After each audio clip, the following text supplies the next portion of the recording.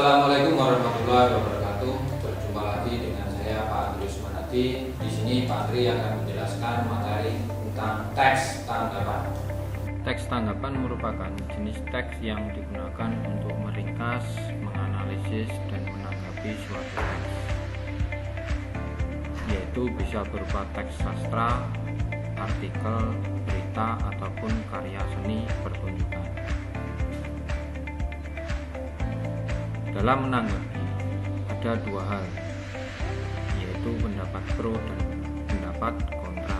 Pendapat pro tentang permasalahan disertai dengan bukti pendukungnya, biasanya berisi dukungan, pujian, dan persetujuan.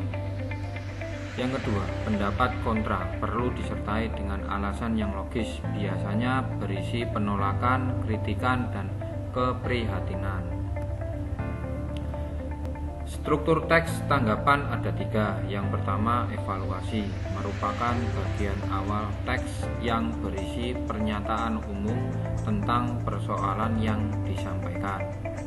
Yang kedua, deskripsi, teks berisi informasi tentang alasan yang mendukung pernyataan dan menolak pernyataan.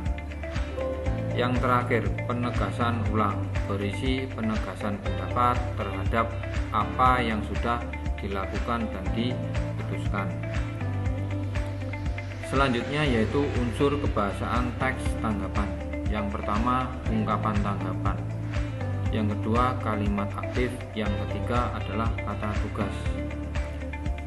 Ungkapan tanggapan dapat dibagi menjadi beberapa ungkapan.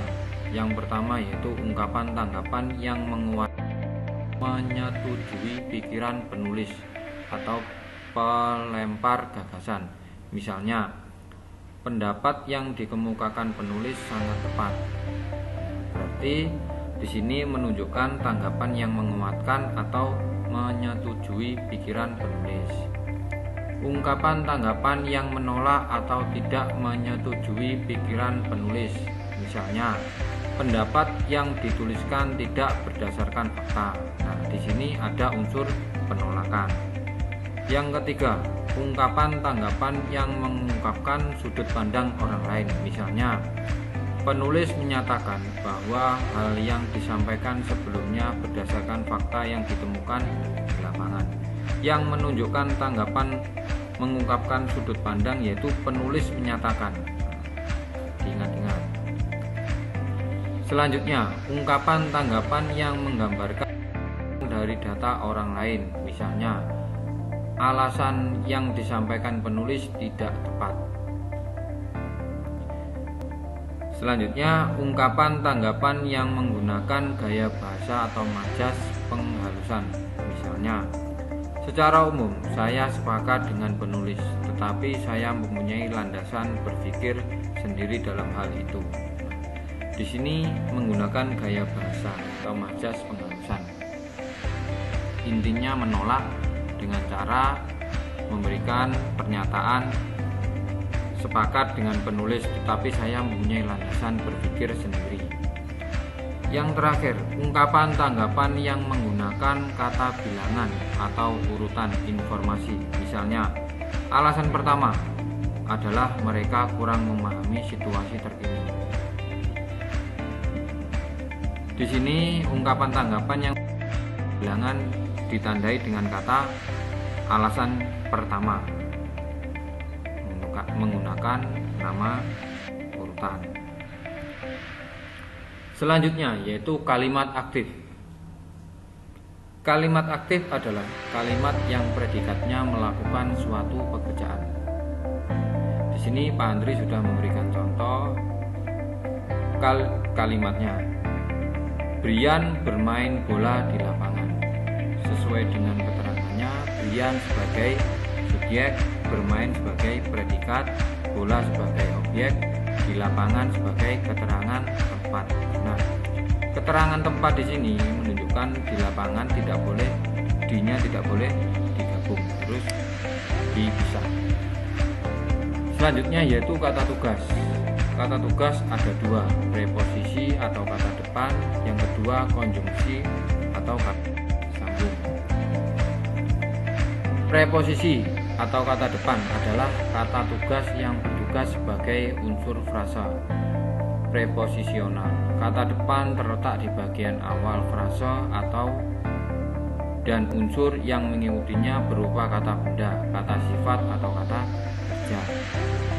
Preposisi sendiri dibagi menjadi dua, yaitu tunggal dan gabungan.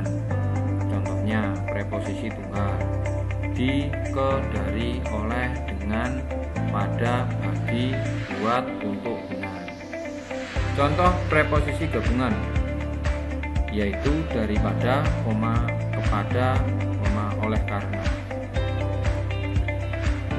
Selanjutnya yaitu konjungsi atau kata sambung.